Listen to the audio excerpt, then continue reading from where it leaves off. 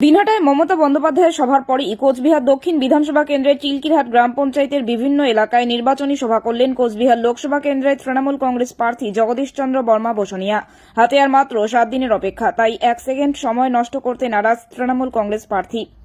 সকাল থেকে রাত পর্যন্ত চলছে ভোট প্রচার। জগদীশের বিপক্ষে দাঁড়িয়েছেন বিজেপির নিশীথ এবং বামফ্রন্টের নীতিশ। 1 ইঞ্চি জায়গা ছাড়তে নারাজ জগদীশ। তিনি বলেন, মমতা বন্দ্যোপাধ্যায় জন্ম থেকে মৃত্যু সমস্ত ক্ষেত্রে মানুষের পাশে থাকেন। উন্নয়ন দেখে সকলেই ভোট দেবেন। আমরা আশাবাদী, আমরা 100% জয়লাভ করব।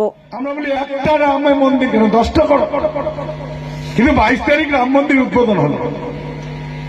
এই বিজেপি তৃণমূল কংগ্রেস আমরা বলে রাম মন্দিরের বিরোধী, আমরা কখনো বিরোধী নই। আমরা বলি একটা না 10টা মন্দির করো, কিন্তু 22 তারিখ রাম মন্দির উদ্বোধন হল।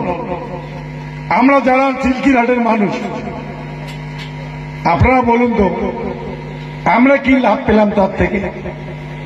আমাদের কি জিনিসের দাম কমলো? কমেনি। আমাদের কি বেকার যুবকের চাকরি হয়েছে? হয়নি। আমরা কি বিনা পয়সায় গ্যাস পেয়েছি? পাইনি। আমরা কি কৃষি ক্ষেত্রে যে সার ব্যবহার করি তার কি দাম কমেছে? কমেনি। তাহলে কি লাভ? লাভটা কি হলো? রাম মন্দির বলছেন, হোক না রাম মন্দির, কিন্তু আমরা কি চাই? এখানে যারা আছেন মায়েরা, আমার ভাইয়েরা, একজন বলুন তো, আপনাদের যদি কারো বাড়িতে কেউ অসুস্থ হয় কোথায় নিয়ে যাবেন? কে আছেন একজন যে রাম মন্দিরে নিয়ে যাবেন, হসপিটালে না নিয়ে? আছেন কেউ? বিজেপির বড় বড় নেতাকে জিজ্ঞেস করবেন, তোমার বাড়িতে যদি কেউ অসুস্থ হয় তুমি কোথায় নিয়ে যাবে?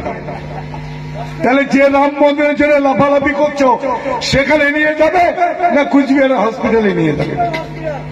তাহলে কোনটা আগে দরকার? হসপিটাল আগে দরকার, পেটে ভালো আগে দরকার।